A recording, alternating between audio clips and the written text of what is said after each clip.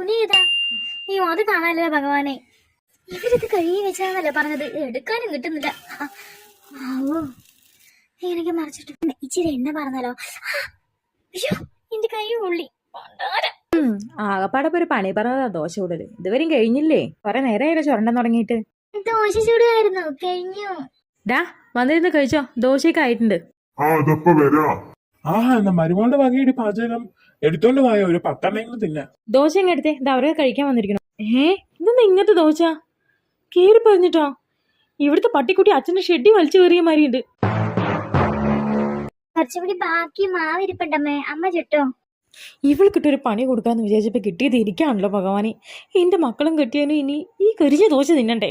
ദോശക്കല്ലിന്റെ ചൂടൊക്കെ പാകപ്പെടുത്തി ഇത് ഇങ്ങനെ വേണം ദോശ ചൂടാൻ, മനസ്സിലായോ? നേരത്തെ ചെയ്താ പോരെ. മനസ്സിലായമ്മ. ഇനിയിപ്പൊ ഞാൻ ചുട്ടോളാം അമ്മ. ഓ ഒന്ന് പോയേ.